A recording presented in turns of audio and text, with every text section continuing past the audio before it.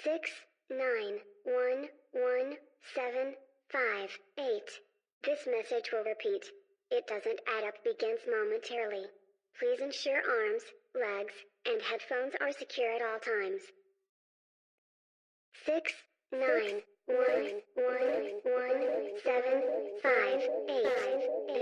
This message will repeat. It doesn't add up begins. Please ensure arms, legs, and vicinity are secure at all times.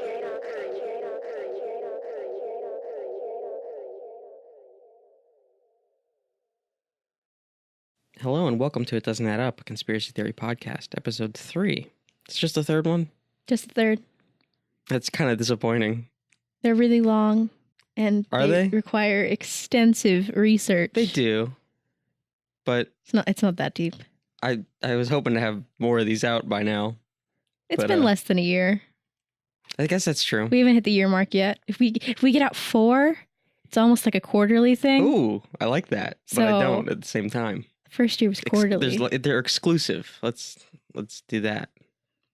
Oh, Limited. So many conspiracies. It's a limited run. It's not a limited run. I don't know why I said that, but you know what I mean. We like to keep you in suspense. Yeah, you never know when they're coming out. So they just show up. You didn't ask for them. No. But there they are. Kind of like time travelers. Yeah, so this time we're going to be talking about weird time travel conspiracies that we found. Strange people, strange times, strange devices.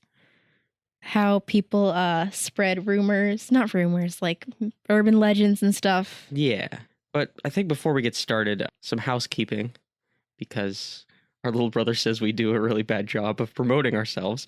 So just some reminders. We are live on iTunes, Google Play, and now Stitcher. That finally worked.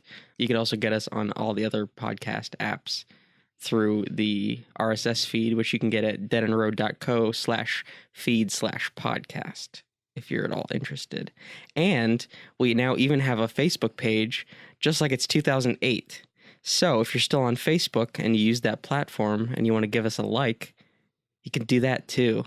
And I got a weird email from a lady telling me that our podcast is available on Facebook Messenger, which I don't know why that's a thing, but it is. So I don't know how you listen to things through Facebook Messenger. I refuse to use Facebook Messenger. I think it's a conspiracy itself. I talked to like 3 people on Facebook Messenger and I hate it. I refuse. Not that I'm talking to them, just the Facebook Messenger itself. I have enough social media apps. I don't need 2 Facebook apps. I hate Facebook as it is. Everybody needs to get on Discord, which is chat for gamers. You can search your own messages. Oh, it's great. It's great because I can find memes people sent me or links. I'm sorry. Or links to memes. Please sponsor us, Discord. Oh, that'd be cool. You don't even have to pay us. Just give us. We do have a Discord server if you want to chat about conspiracy theories off the clock. We do. It's you can find the link. It's kind of complicated to do. I'll put it somewhere because it's on our Twitch page right now. We're not hard to find on the internet, so if you wanted to find us, you can. Anyway, cutting that short, let's talk about time travel. It's been a little bit since we've done this. It's been. Oh my god. So one of the more famous time travel sort of claims is this dude who went by the name John Titor. I don't know if you recall, we vaguely mentioned him. Briefly, yes. We planned this. We didn't want to talk about him too much because we knew there was too much for that episode. Yes. And then it would just become the time travel episode. And we wanted to have added up. No, but we try to make things add up. The whole point of this show. If you're familiar with the anime Steins Gate, you will recall sort of the story of John Titor. But and we're already onto the Weeb Fest. No, that's about it. The Weeb Fest just ended. That was it. Just the one mention. Brief Weeb. I'll try not to hit the microphone again. I have to gesticulate. Do I say the lame? Oh, we're Italian. You don't have to. John Titor. This dude started posting November 2nd, 2000. Under the name timetravel_0. And he claims to be an American soldier from 2036, it says, stationed in Tampa, Florida. I mean, I do know a lot of military people in Florida. But I gotta say, if you want to get weird, I don't think the military is going to be the way that it is in 2036. Well, he goes into that. Does he? Yes. Does he talk about how we're going to fight in the future? Yes. He does. Let's get into it. Yeah. So he was assigned to a governmental time travel project and sent back to 1975 to retrieve an IBM 5100 computer because it was able to debug legacy computer programs in 2036 because the IBM 5100 runs the APL and basic programming languages, and it's like sort of unique. And apparently his grandfather had worked on the assembly and programming of the 5100, which is why he was chosen for the mission. And he was basically a stopover in the year 2000 for personal reasons to collect pictures lost in this future civil war to visit his family, who was alive in the year 2000. So how did this dude time travel? Let's just follow his train of, postings here. Do we even ask, did he time travel or did we wait?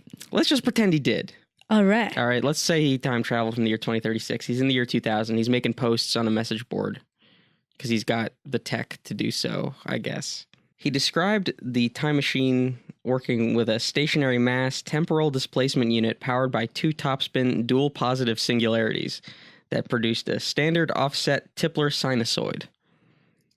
Sounds like what happens to me in the morning. Yeah. He then goes on to, it's built with two magnetic housing units for the dual microsingularities, an electron injection manifold to alter mass and gravity of the microsingularities, a cooling and X-ray venting system, gravity sensors or variable gravity lock, 4 main cesium clocks, 3 main computer units. I'm sorry. What is X-ray venting? You gotta vent out your X-rays? Yeah. I mean, otherwise it builds up and you might have an issue on your hands. Does man know what an X-ray is? I don't know. Do you know what a microsingularity would be? It sounds a lot more scientific than X-ray venting. If you're going to mention something that people know, I don't know. These all sound like Overwatch ultimates to me. Tipler sinusoid. Yeah. So what kind of sort of vehicle or device would house such vast technology, do you think? Maybe a DeLorean? I was about to say, what was that car? And I know that it was a DeLorean. Yeah. Well, he says that it was in a 1967 Chevrolet Corvette. Convertible. Then it was a 1987 truck having 4-wheel drive. Because he's got all this tech. And he needs all-wheel drive. 4-wheel drive. You gonna get technical with me whenever there's 4 wheels on that truck? There's time travel. Who knows how many wheels cars have in the future? I would think they wouldn't have any. That's what I was about to say. None. Yeah. They have none wheels. None wheels. They hover, apparently. So. Wait, I got a question. Yeah, go for it. If cars hover, can you not be run over? What? It depends on how high it's hovering. That would be so weird. Just to lay on the highway with all these cars hovering over you. I feel like that would be a thing. It's almost like you'd lay on the train tracks, but you're not, like, the train's still going above you. Have you done that? No, besides, like, TV and stuff like that. You've seen probably a scene like that. Oh, probably. Yeah. But, I think it wasn't Breaking Bad, but there was a train heist in Breaking Bad, so that's what I thought of. It was everything in Breaking Bad. You didn't get that far, did you? You didn't see the train heist. I think that was in, like, the final season. Spoilers! We'll get there. Oh, I already had the ultimate spoiler, so... Oh, well, let's avoid the Noid. Remember that guy? The Noid? The Noid. You don't remember the Noid? Domino's Pizza? They had this mascot, and it was this little red demon thing. It looked like a dude from Persona, basically. Cool Spot? No, that was 7-Up.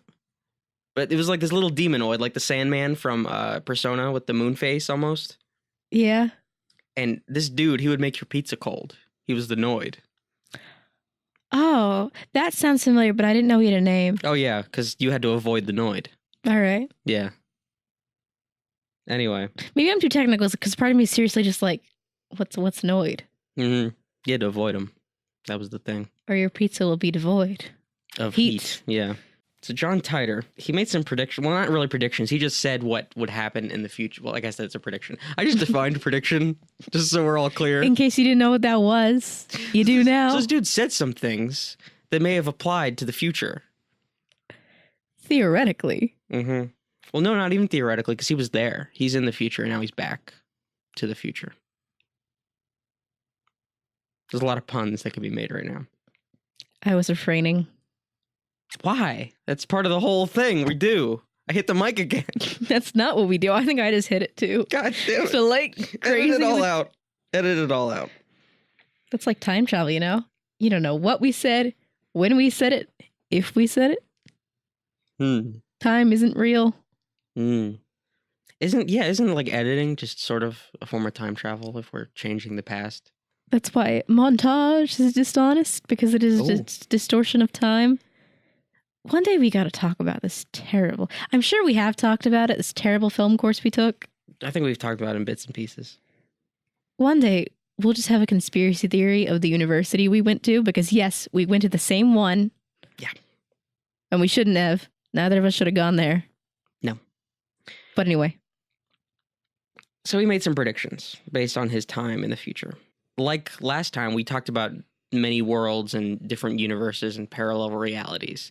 So he basically says he might be coming from a different reality or a different universe or a different timeline. But he doesn't know. So, right, he doesn't know. So the things in the future, he said, like, they may not even apply. So dude basically can't be wrong, is what he's saying. So even if these things don't happen, it's like, oh, well, it just happened in a different timeline than the one I'm in right now. That's like people who say, like, oh, you should make a bet that the apocalypse won't happen. Because if it does, you're dead anyway. Right. And if it doesn't happen, you're right. But you won't get paid. Because how do you know if it's not gonna... If it just happens later? There's no payout date. I don't know. I don't know where I heard that from, but I think it was YouTube, like 4 years ago. Okay, that's generic enough to work as an excuse. No, like, I don't know. Like, I just heard it somewhere, you know? I just gave you a little more specifics of where somewhere probably was. So, Tori, I don't know if you realize there's an upcoming civil war. That's not wrong.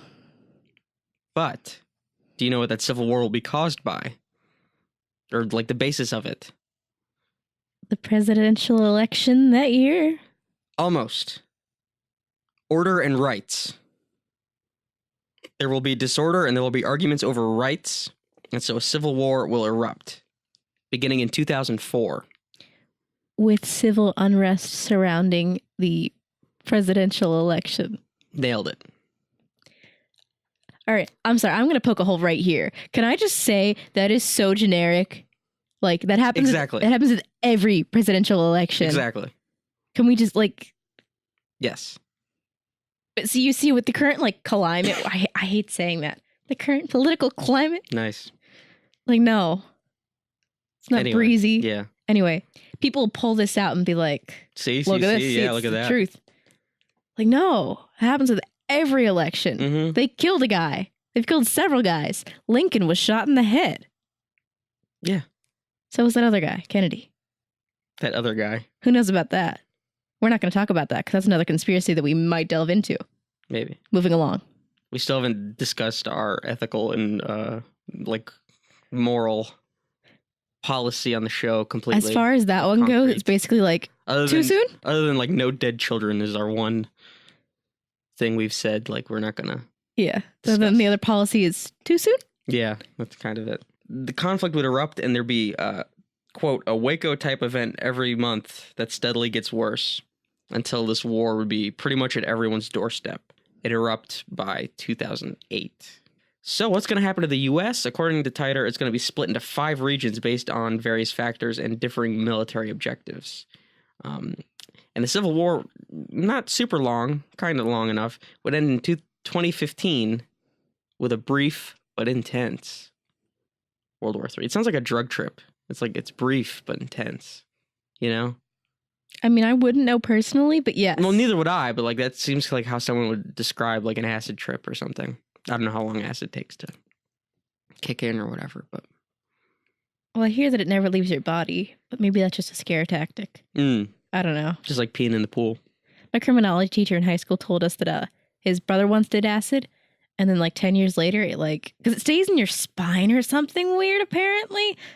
I don't know the biology or the logic or anything. This is what this man told me. Or the entire class. He didn't just like single me out and be like, don't do acid. Because my brother once had a trip 10 years after he took acid. Are you sure he didn't just have like a stroke or something? No, like an aneurysm? It was an acid trip. Because he was like, fine. He was just seeing shit. So this brief World War III, what do you think were the two main targets? You'd think they'd go for the capital, right? I mean, where else? Probably New York, LA, high population centers. According to Titer, they hit DC, obviously, and Jacksonville, Florida. Jacksonville, Florida. At least it wasn't Disney. Why the hell would you go after Jacksonville? Florida's a pretty, I don't know. I think he'd just ignore Florida. Just cut it off from the United States. Yeah. Just take a saw. Like that Bugs I Bunny was going to say gif. something real gross, but I won't. Let's refrain. I will. So after the war, Omaha, Nebraska becomes the U.S. capital because D.C. was destroyed. Can I just say, if we needed to have a new capital, I think it should be in Wyoming. Because nothing happens in Wyoming. Have I mentioned this I don't before? think anybody would be able to find it. I don't think Wyoming exists. Have you ever met anyone from Wyoming? No. Have you ever known I anyone don't really meet people. who went to Wyoming? Didn't, what's his face, go to Wyoming? Voda? I think he did. I think that man is the type of person to say he went there because it's like, oh, he's the guy who went to Wyoming. He also takes naked pictures of 60-year-old ladies, so. And also apparently has an extensive collection of screws. The man owns, Boy, he's really got a screw the man loose, huh? apparently owns like 7 garages to store things in. You mean like storage lockers? Like Kind of, but like straight up garages. He showed us pictures. This man showed us pictures of his garages. where he probably murders people. Do you guys know the teacher from Life is Strange? It's that man. I'm not going to spoil anything. I guess I kind of did. Yeah, you kind of did.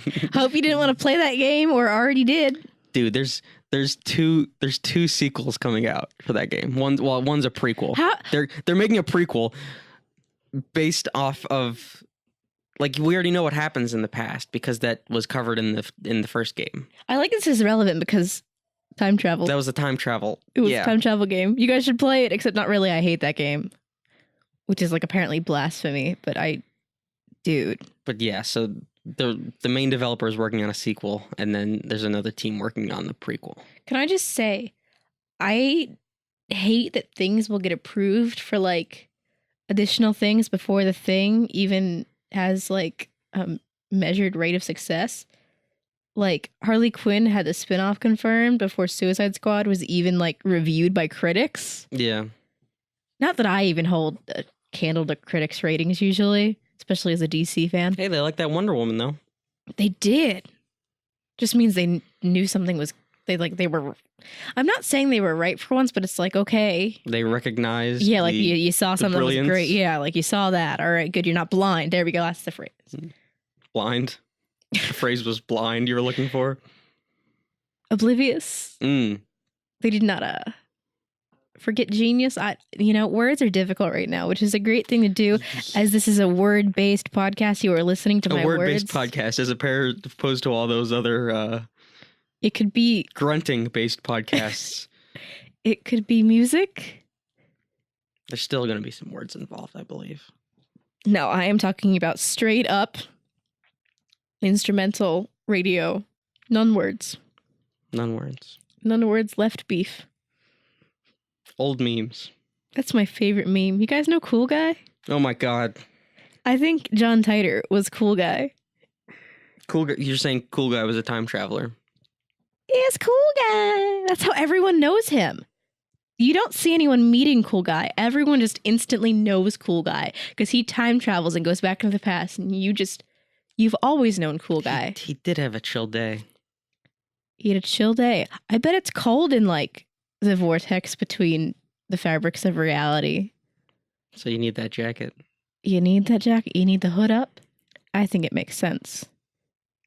Anyway. Was that all? Oh, Mr. Titer also, he claimed that he was, in the year 2011, he was 13 years old. And he joined the Fighting Diamondbacks, a shotgun infantry unit in Florida. I think this guy just didn't like Florida. But also, can we do some math real quick? Sure. So if he's 13 in 2011, How old was he in 2036? He would be 38 plus 20, 13 plus 25. Okay. So I guess the math Adds up. score 1 for John Titor. There you go. In other posts, he also described himself as hiding from the war. So there are some inconsistencies in the story. So he's a rebel. He went AWOL. Or he was either in the infantry or he was hiding from the war. Like Maybe he crossed his wires. I think I got it. Okay. I don't think this is a plot hole. I think that he was in the infantry and he used time travel to hide from the war. When he was on this mission sent back into the past. Yes, he was actually hiding. He's like, you guys sent me on this, but joke's on you. I'm just so that's not why he coming stopped back. in the year 2000. Yes. I see. Where was the thing about aliens? Anyway, oh yeah.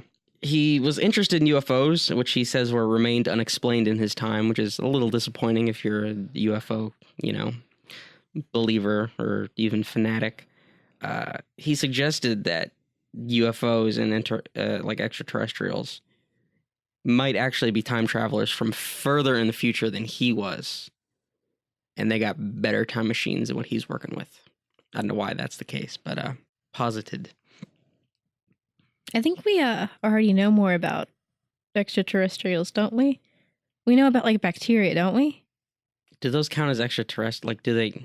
It's life on other planets. Sure. But Are I think you he's really talking waiting about. for I think the he's talking. I green think he's talking alien? about intelligent life. Maybe it's intelligent space bacteria. Maybe they know like more the flood about the from world. Halo. We got to stop making all these video game references that no one's gonna get. Well, actually, I didn't even get that one. So you're correct. Remember the blood-sucking creature swarm things from Halo? The levels you would hate. Then I probably repressed them. Or skipped them with cheat codes. No. Oh. There weren't cheat codes in Halo 3, and if there were, I wish I had known that because I think there were. I didn't. I went through that entire game. Remember the skulls that would unlock certain things? I think those are basically the cheat codes. Weren't those like trophies that you had to find? Mm-hmm. So you had to be good to find the cheat codes? Or look them up. I was not good. Mm. That was the first video game I actually ever played through all the way, unless you count Cooking Mama, cooking all the recipes, in which case I did that first. Okay, wait, you said cooking all the recipes. Was that what you do in the game only, or was that the title? Was it Cooking Mama, cooking all the recipes? Because that would be a great title. No, that was the objective of the game. Cook all those recipes. There was Cooking Mama, cooking with friends, and Shop and Chop, which is really accurate. Shop and chop? You'd go shopping for the ingredients you needed to buy the things, and then you would use the DS knife. I see. I think there's like still Cooking Mama games coming out. There are. I think they're app-based, or I think there's one coming 3DS. for that new. I still have a DS Lite, and I've never... Yeah. I can't remember the last game I even bought or played. Sims 3... I was going to say we should start a video game podcast, but we already do video game stuff. Mm-hmm. This is not another self-promotion thing, I promise you. We just need to stop and get back on topic. Mm-hmm. Because I just gotta say, John Titor, he's my guy. Is he? Do you believe him? No. Not at all? No. Not even a little bit? No. All of his predictions are based on things that you would be able to, like... If you were a pompous political science loser in, like... You almost said douche. It was like on the tip of your tongue. I refrained and you still said it. I know. I wanted to get it out there. We're adults now. We can curse. Anyway, you're saying pompous political science. Yes. Okay, I shouldn't clap into the mic. Man, this is good. This is going to be the most heavily edited one yet. I could feel it. It's funny because we have coughs and we have not really coughed yet. Mm-mm. But I feel like now that I acknowledged it, it's gonna happen. If you were like paying attention to politics or like cared about it or like you were one of those guys, or you watched the news a little bit. You watched the news, or you like went even like a step further and like say you were on online forums about people talking about it. Yeah. I've been hearing things about World War III since 2004 when I didn't know anything about like what it even meant to be the president. Like, Sure. like I didn't know anything about what politics meant. But you heard those utterings thrown around. So if you were utterings. Anyway, stop interrupting me. You're making me sound stupid. I already sound stupid enough on my own. The pompous English major douche came out. I couldn't help it. Oh, I can't make the joke here. Beat you to it. You didn't, but even in like 2000, like even before the 2004 election happened, because wait, when did these claims start surfacing on the internet? 2001, correct? 2001? 2001. Which is when like 9/11 and stuff were happening, and like the Bushes were already around. Like people had been saying stuff like that since back then. Yeah. So like he's not making any groundbreaking claims. He's making vague. I'm forgetting the word. It's not nihilistic, like fatalistic, maybe. Like, oh, the world's gonna end. It's gonna result in World War III. Sure. Everyone hates the presidential elections, like things that people have been saying since forever. But he was going back in time to potentially avert disaster. Don't you think there's something hopeful about that at all? No. Maybe even determined? As someone living in 2017, I don't think it did shit. So I think people will do the same things they always do because people really don't change. And like, maybe that's just the human condition. You couldn't see it, but she did this weird sassy head bob thing. Because I was like making fun of myself as I said it.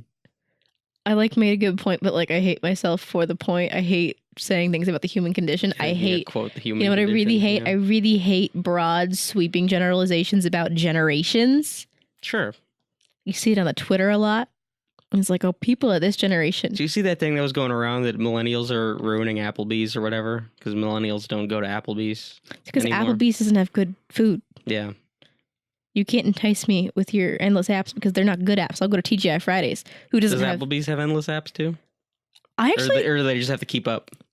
You know, the only thing I know about Applebee's is that we went to one when you were in Boy Scouts and this waitress... She had a... one arm. She had one arm. And I just remember thinking, that must be difficult. She was good though, because she held up... I hit the mic again. She held up the plate. With her non-arm? With the lack of arm. And so she was keeping it together. She had the... I just remember thinking that was hard because I was like, everyone tells me that I couldn't even be able to hold one tray because they're so heavy. Yeah. I mean, I was like... She was on the game. She was 4 on or the ball. 5, but that's all I know about Applebee's. Mm-hmm. You guys you should find her and make her your spokeswoman because she was really memorable. I haven't forgotten this. I don't remember anything else. I remember that distinctly too. Yeah. Yeah, like I just remember this right there woman. with you. Is that enough about Titer? I think so, because we just derailed. I think the fact that we derail these podcasts so much just adds to the fact that none of this adds up. So really, I hope you just know this is part of our shtick.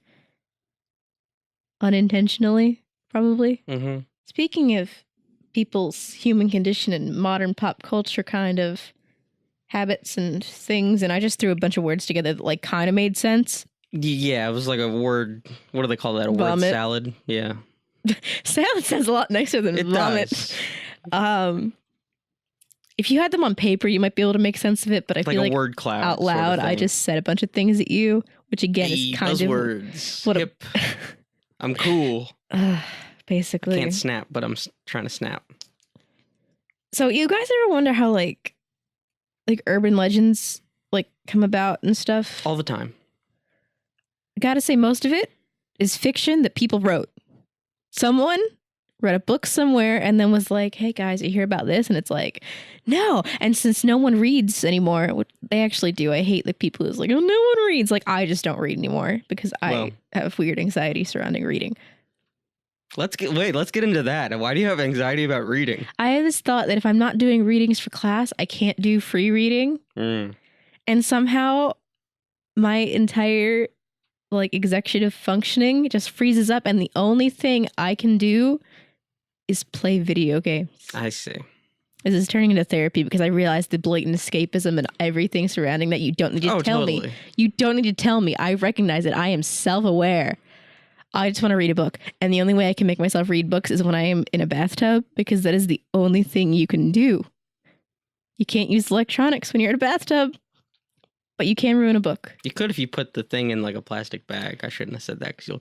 Oh, no, I do that already. Oh, okay. But usually what I have to do is I have to go take a bath at like 4 a.m. when no one is awake to text me.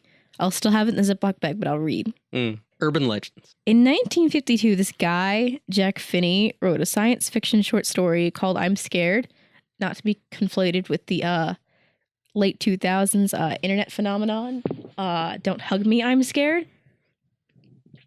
I'm sorry, there was just an insect crawling on me and I'm trying not to scream. Crawling in my skin. I have no Linkin mouth Park. and I must scream. Oh my God. That's another science fiction story. I'm going to have to get into talk about the phantom limbs. I'm feeling things all over me.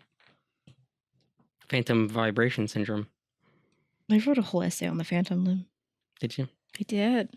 It was, I could make another phenomenology. video game reference, but I won't because there's been too many. The phantom thieves. No. Stealing limbs. Anyway, this guy wrote a short story called I'm Scared. It was about a 19th century looking man who had items that were from like even earlier times, but he was found in the middle of 1951 Times Square, and then he was hit by a car and he was killed. And then like it doesn't actually say that he time traveled, but like the fact that he had items from like a different time that wasn't the 19th century and also looked like the 19th century and then it was in 1952 is like, oh, It alludes to the fact. it alludes to time travel, yeah. And so, but people think, the idea was that he did it involuntarily because why would someone just show up in the middle of Times Square to get hit by a car? Like it didn't seem like a suicide. It was just something that sort of just happened. He just showed up, so it was involuntary time travel. And so then I guess someone must have read this book and started telling people that this was like a thing that happened. So it spread. Yeah. As the legend goes, one evening in mid-June in 1951, which is funny because that's even earlier than the book was even a thing. At 11:15 p.m., passerbys at New York City's Times Square noticed a man about 20 years in age, dressed in the fashion of the late 19th century. No one saw how he get there. How he got there. Where'd he get there, sis? How he do that? How you sound. No one saw how he got there, but he was all like disoriented and confused, and he was just in the middle of an intersection. And he was hit by a taxi and was killed. And on his person, there was a copper token for a beer worth 5 cents. It had the name of a saloon on it. Is that how you say that word? Saloon? Mm-hmm. Thank you. Yeah. It rhymes with balloon. It does. But it was unknown. It was like a made-up bar that no one in the, like even older residents, so like it hadn't been a bar that closed down. No one had heard of it. A bill for the care of a horse and the washing of a carriage from a stable on Lexington Avenue that was not listed anywhere in an address book or anything. $70 in old banknotes. Business cards with the name Rudolph Fence and an address on Fifth Avenue. And a letter sent to that same address in June 1876 from Philadelphia, as well as a medal for coming in third in a 3-legged race. Man, people in the past, I don't know how they coped with those kinds of pastimes. Can you imagine? Race? Yeah, can you imagine like having like that's all you can do for fun is a 3-legged race and maybe carrying an egg with a spoon? That's exactly what I was thinking. Were you thinking of that Arthur episode, the family reunion episode? I was. Berenstain? I was thinking of that. With the old grandma with the curly hair and the spoon. Oh my God. I was. That is exactly. Why is 3-legged race? I guess because that's the only like modern reference at 3-legged race that I could like think of. It was like a staple of every kid's show. The 3-legged race? Yeah. But specifically that Arthur episode, yeah, because I was exactly thinking, I was like, yeah, the 3-legged race with the egg on the spoon. So this guy, Captain Hubert V. Rim of the Missing Persons Department of New York Police Department, tried to use this information to find out who this guy was. And he found that the address on Fifth Avenue was part of a business, and its current owner did not know this Rudolph Fence, who he was assuming was this guy that was time traveled into Times Square and then killed. And then he went after Fence's name, and Fence's name didn't show up anywhere in the address book. His fingerprints weren't recorded anywhere, and no one had reported him missing. He dug deeper and found that Rudolph Fence Jr. was in a telephone book from 1939, which is an entirely different time period. I guess if you were alive in 1939, you could still be alive in the 1950s, obviously. Yeah, especially if Junior was this guy's son. Yeah. Or perhaps even grandson. Yeah, and then he spoke to people in the apartment building and thought he was an old man of like 60 years old, and he worked at a bank, and then he contacted the bank, and they told him that Fence had died years ago, but his widow was alive and in Florida. Look at that. Florida is a time travel hub. I bet it's out of the time travel exhibit in Disney. Oh, you mean Epcot? Yes. No, but there's like an actual like futuristic ride thing. I can't remember the name of it because we're not Disney people. I think it's in the Epcot thing, like the I think it is in Epcot. The technology of the future thing. Yeah, but there's a name for the ride that I could easily Google, but I'm not going to because it's much more fun to just ramble at you and not know what I'm talking about because we do extensive research. Which is to say we do a lot of Wikipedia stuff. And read straight from Wikipedia. So he contacted the widow, and she said that her husband's father... Oh, because this is not the Junior. I'm sorry. This is phrased a little confusingly. That her husband's father had disappeared in 1876 at age 29. He left the house for an evening walk and never returned. Again, I had to do some math on that. If he disappeared in 1876, but was about 60 in... Did it say how old he was whenever he showed up in... in 1951, he looked 20. Yeah, he looked 20. But he disappeared when he was 29. But he looked like he was 60 to the people in like 1939. That's or 1951. I guess maybe it's not supposed to make sense because he's a time traveler. But that just doesn't add up, man. Anyway. So he would have been 60 in 1939, but in 1951, he looked like he was 20. And yes, but he was... I see. 29 in 1876. I see. Which I think is more than... He left the house for an evening walk, never came back. So then this guy checks the missing persons files on him because he's like, okay, so if he went missing, must be some files. Yeah. And there was. The description of his appearance, age, and clothing corresponded precisely to the appearance of the identified dead man from Times Square. Case was marked unsolved. And fearing that he would be held mentally incompetent, Rim never noted the results of his investigation in the official files. He thought he'd be insane if he reported this to people. So he's like, guess I'll die. Can I just say that all of that was the urban legends? Yeah. That none of that was real. Someone went through the time and made that up based off this real short story of this guy who just alluded to being a time traveler. I mean, maybe I'm getting sappy here, but it tells you the power of stories, yeah, that people can, one, conjure up cool ideas like the original short story, and two, that somebody could go ahead and spruce it up and make it believable to a wider group of people, just by word of mouth, just the fact that you believe something just because somebody told you, I think is pretty interesting. I don't know. Yeah, because it's not like the legend wasn't, well, now it's written down, but yeah, think about it. Because that wasn't a book itself. The only thing that was a book was the short story, which I guess that's not a book, it's a short story. And that's how stories even began, was that word of mouth anyway. They were legends, they were these myths. That's how people understood the world. That was the only way to keep things going. We just keep telling them and how people remembered them. I mean, so yeah, that's where urban legends come from, guys. Another interesting fellow we found. Sounds like a hockey player, can I just say? Yeah, well, yeah. So this guy, Håkan, I don't know. Håkan, I don't know how to... Håkan Lugis? Håkan Nordqvist. Gotta get that V in there, Nordqvist. Uploaded a video in 2006. He's a Swedish fella, and he claimed that he had been accidentally transported to the year 2046 when he attempted to fix the sink in his kitchen. In the future, he met someone who revealed and proved himself to be this Nordquist whenever he was 70. Like, so he met himself in the future is what he's saying. They had a great time, apparently. That's in quotes. It's true self-love right there. So there was this video of him supposedly meeting himself in the future, and he uploaded it. They even had the same tattoo on the right arm. So pretty interesting. You can go watch the video. It's not hard to find. Turns out, total bullshit. Completely. Like, not even...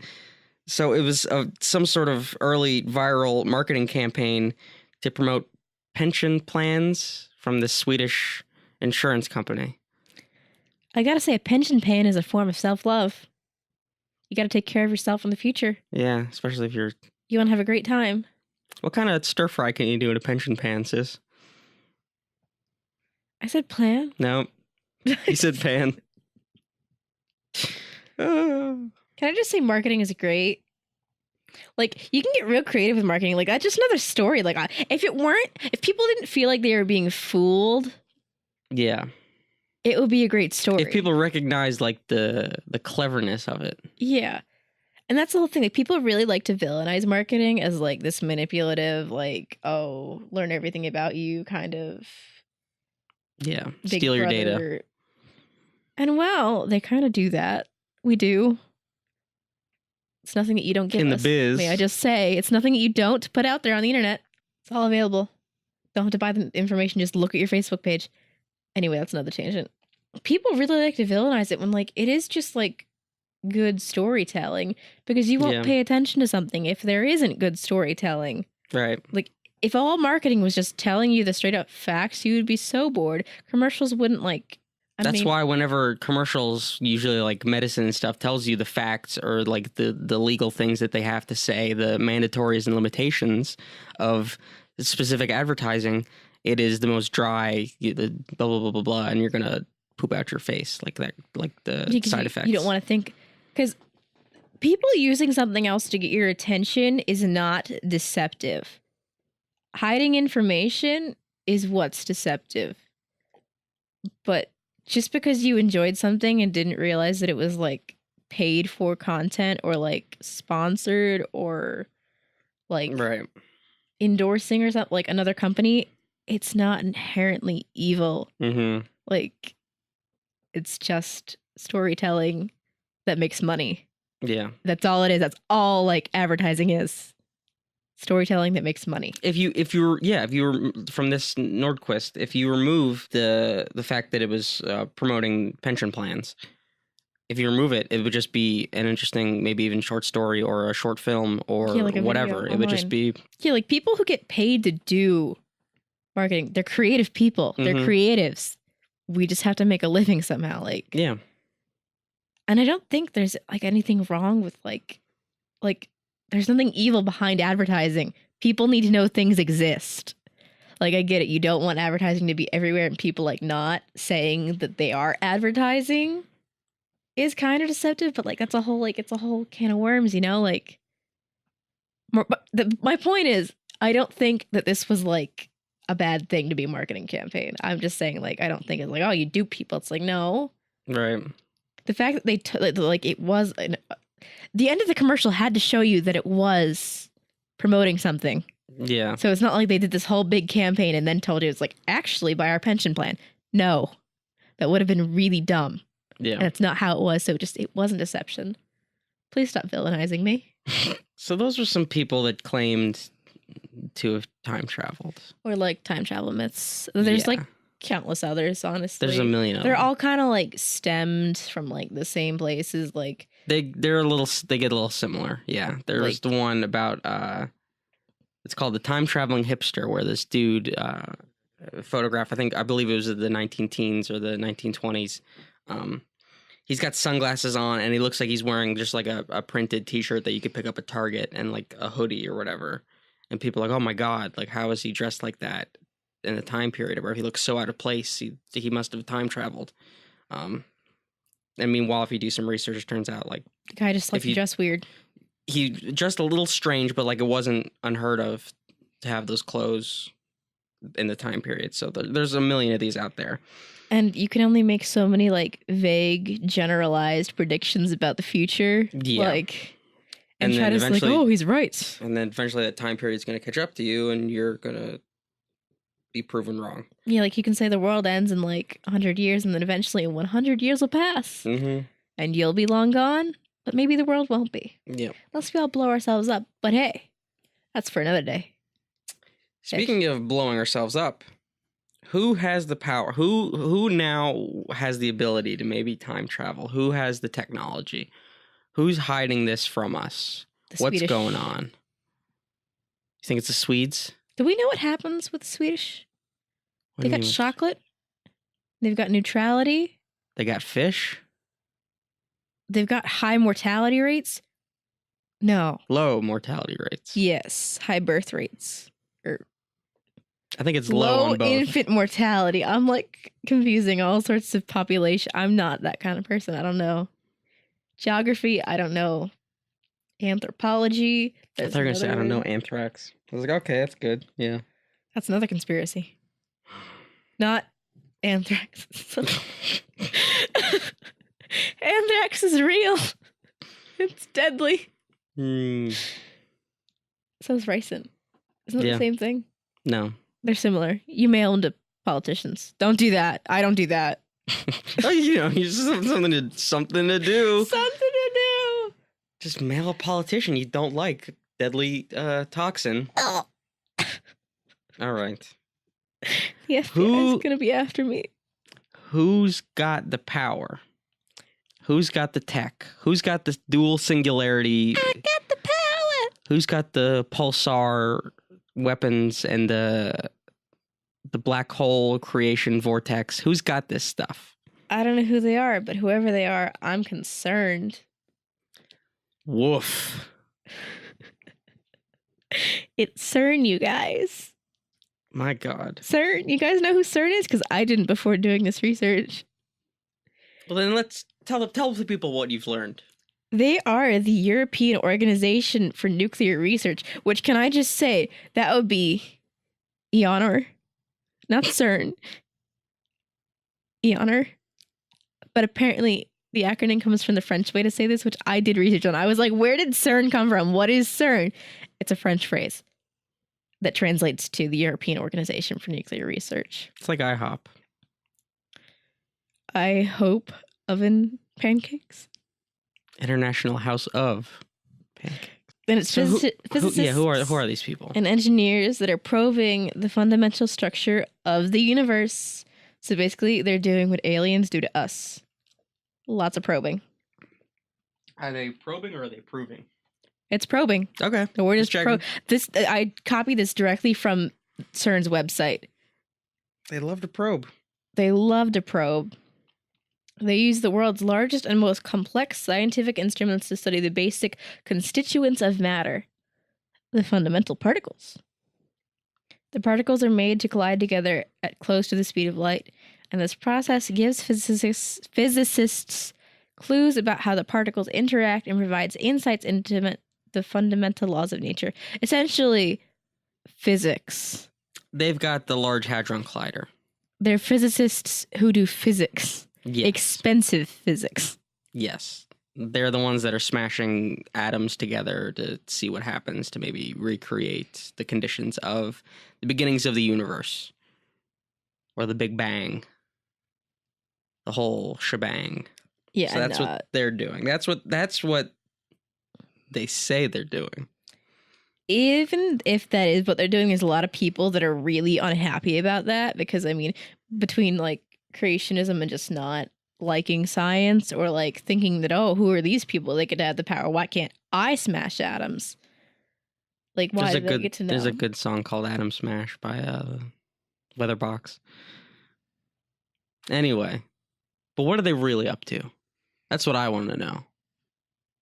What is CERN actually doing? Are you concerned? A little bit. About CERN? So Titer, to go back to him, he believed that CERN had the ability to time travel. CERN discovered the basis for time travel in the year 2001, which is also another reason why he went back. He believed that they created miniature black holes. So that's just something to keep in mind. So that's one thing. So, but are black holes the key to time travel? I believe Titer said that's how his machine works. Have we sent people into black holes yet? Do you think that's just one of those things we definitely done, but like we keep it on the down low and don't tell people that we totally sent someone into a black hole? I don't think you can get close enough to it to like send someone. Like I think so they're not a concern. I think if a black hole was like, if it was close enough for us to send somebody there, like the Earth would be consumed. Yeah, maybe I think they're hole. that big. Maybe that's why there isn't intelligent life on other planets, because we live in a black hole. Maybe we live in a turtle's dream in outer space. If you're the sun, I'm a black hole. Mm-hmm. So anyway, what is CERN up to? We found this Daily Mail article, one of the great sources. Anything about the Daily Mail. Scientists at CERN announced that they used a laser to tickle atoms of antimatter and make them shine. That's all I want out of, like, my future husband. Tickle me and make me shine. Oh, my God. I don't mean that to be, like, weird. I just like that. It just sounds, like, so pleasant, you know? Like... Does it? You tickle. You tickle. Tickle. Ticklish.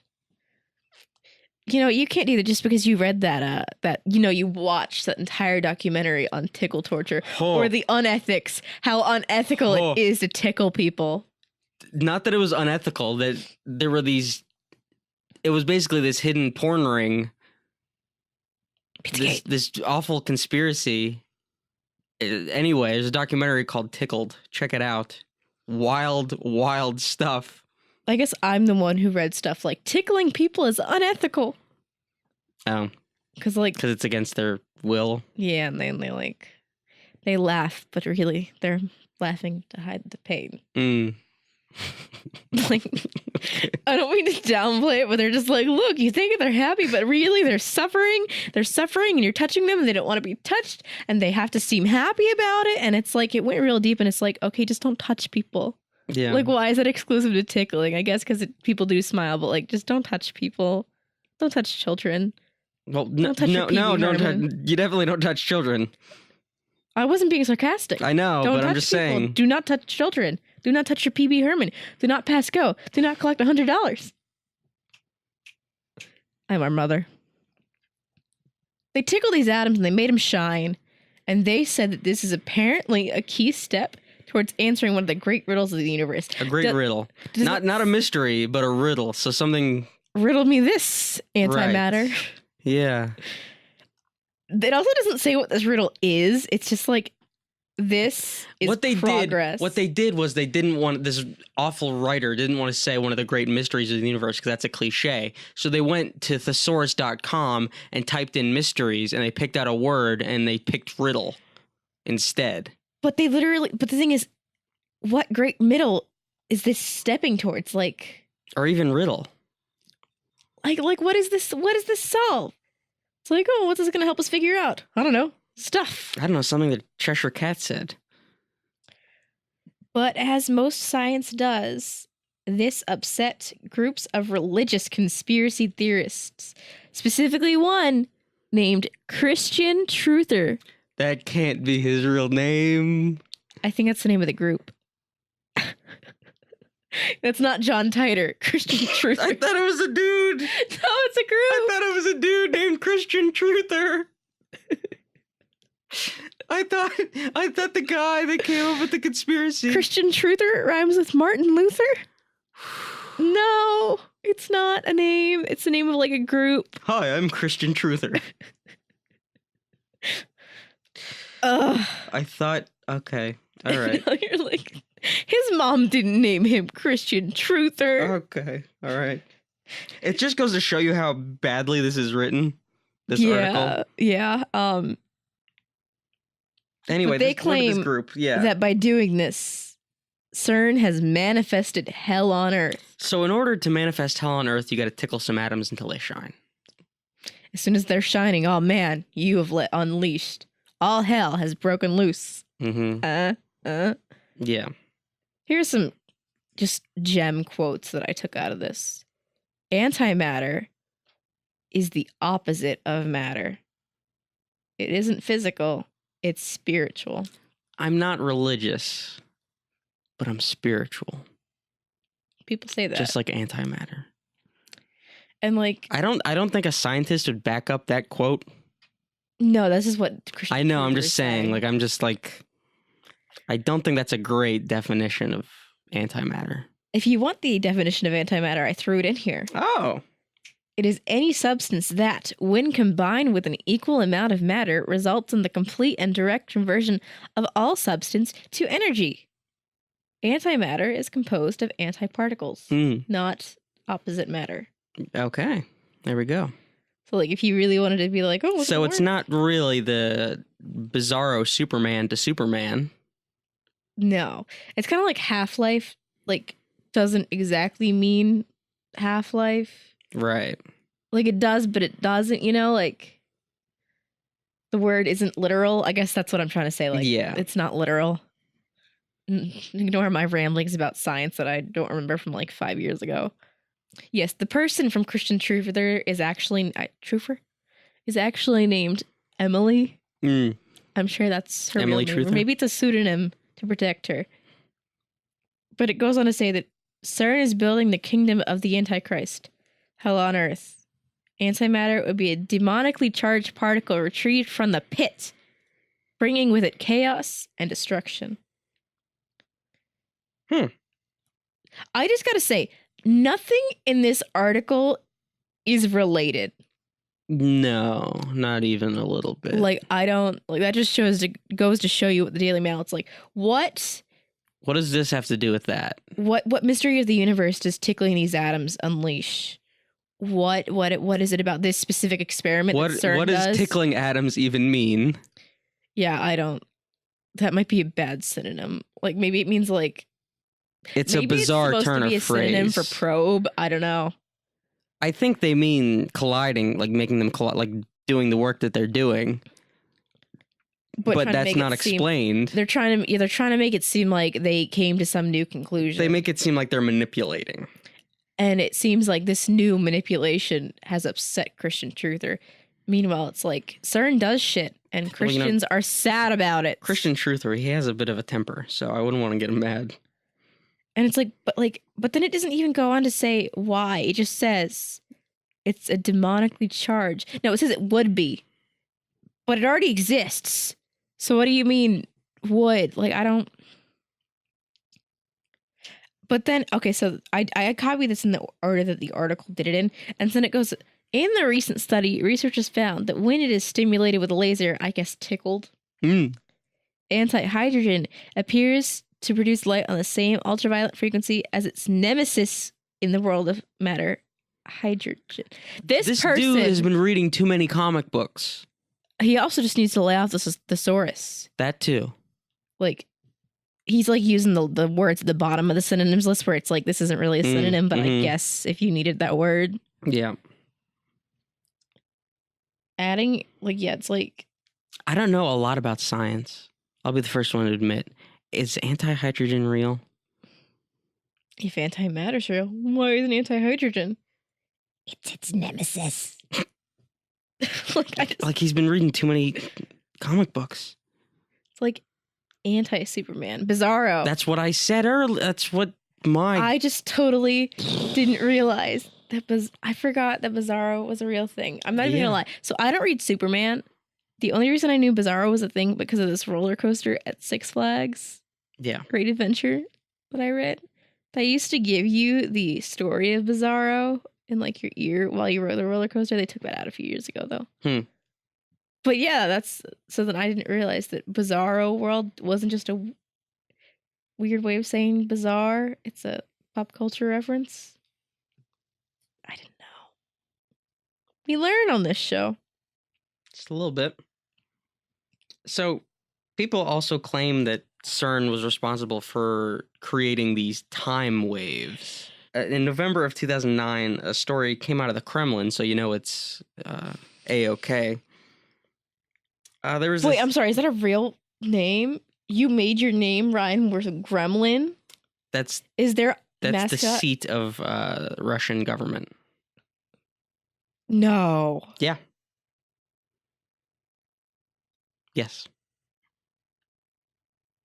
I already think of like Russian people as like gremlins. Well, think of them as Kremlins. I should correct myself. Not Russian people, like Russian like government people. Yes. Those are gremlins. Those are the Kremlins. Gremlins. So this story it's A-okay. A plane carrying 170 passengers mysteriously vanished, only to instantly reappear some 5,500 miles away. That's 5,500 miles. It was en route to Santa Cruz, Bolivia, but instead found itself in the Canary Islands. So they blamed CERN because the Large Hadron Collider began its first operational run in that same month. So had to have been them. People are claiming this time wave that rippled through South America caused a blackout because of this anomalous event at the Large Hadron Collider, distorted Earth's magnetic field, creating a ripple through space-time that interacted with the, quote, ancient pyramid complexes throughout South America.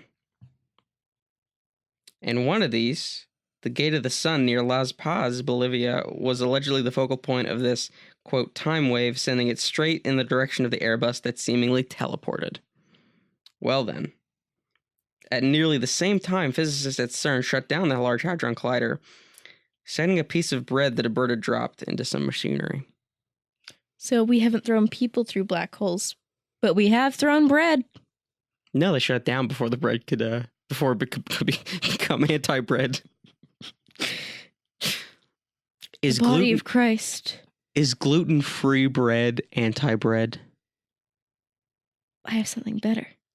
The body of Christ. Antichrist. They averted the oncoming. There's a word. Apocalypse? No. The oncoming of the Antichrist. There's a better word. Emergence. To close out. This has gone a little long. But whatever. I'll edit it down. I found this fascinating conspiracy that deals with a government project called Project Pegasus. It's funny because unicorns are in right now. Are they? What does that mean? They're like on trend. Like everything's unicorns. And flying unicorns, which is Pegasus. I don't understand that they're in. Like, people are putting them on everything. So like Lisa unicorns. Frank is back, is what you're telling me. Yes. Okay.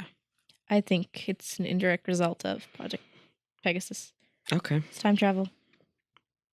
So this project, it was formed by former members of the Manhattan Project under the Nixon administration. They apparently successfully created teleportation and succeeded in time travel in 1970. And the purpose of discovering time travel was to avert nuclear war with the Soviet Union. So what they did was they took 140 children and apparently sent them to Mars and made them conduct time travel tests. They typically sent children because of design limitations that made it difficult for adults to, quote, jump. That's what they called it. They were jumping to Mars, or they were jumping through time or whatever. Adults would apparently suffer psychological trauma. Kids, they were fine, I guess. Because of their height? Yeah, sure. Yeah, children seem to psychologically adapt better to these jumps. However, the jumps were not always safe, as one child returned from his temporal voyage before his legs did. So he was just kind of... Did they mean physiological harm? It says this thing I found on this weird wiki page said psychological. So. All right. But yeah, so one kid, his torso came back before his legs did. I mean, I guess that would like psychologically damage you a little bit, but you know. I think it would physiologically damage you slightly more. Yeah. Yeah. According to this Alfred Weber, he was writhing in pain with just stumps where his legs had been. Good stuff. So this guy, this Andrew Basiago, who I bet we will run into again because he's a conspiracy theory quote-unquote expert, let's just say. attorney. Oh. Yeah, he's a Washington-based attorney. He claims he was one of these child jumpers, as the post says. Wish you would step back from that Mars, my friend. Yeah, a little bit. He claims that future presidents like both Bushes, Clinton, and Barack Obama were also children who were involved in these experiments. They didn't lose their legs. No, they were safe. He also claims that they were sent to famous historical events like the Gettysburg Address, and that some of these children even met George Washington, because why not?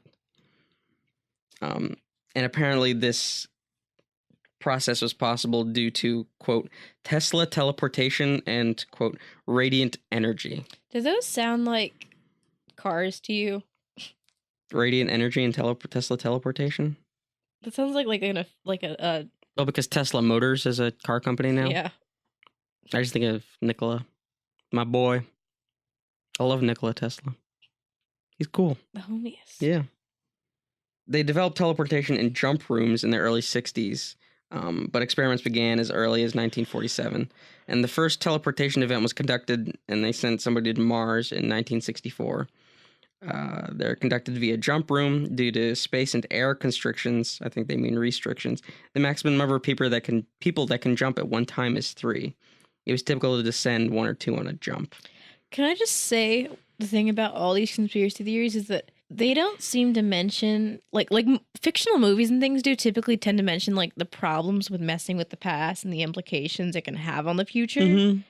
They never seem to mention that because it's like, oh, Hillary Clinton met George Washington, and it's like, what did you tell George Washington? Mm-hmm. Was she just some random kid? Did you like dress her up like someone from the 1920s? Like, please correct that time frame.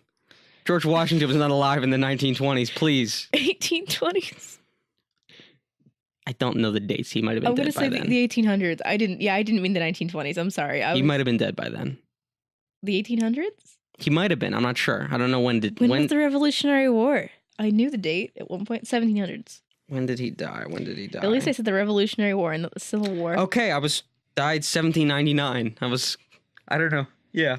So he did not make it to the 1800s. Did you dress her like she was in the 1700s? Like, how did you explain to George Washington just, hey, meet this kid? Mr. Basiago does not go into that. Just that he was hanging out with Barack Obama. These people who claim that, like, I mean, I guess obviously they wouldn't want to disprove themselves, but it's like, usually when you have a good point, you're able to you're able to counter argument. Like, yeah. It's like, well, you may say this. That's what everyone says is a counter argument. If I've learned anything from my 4 philosophy courses, it's that if you can fight back your counter arguments, you have a sound argument. None of these people have that. It's like, okay, what did He also mentions this technology called a chronovisor, which I gotta say, as bullshit as it is, that's a cool name. It sounds like augmented reality. Yeah, a little bit, yeah. Like your Oculus.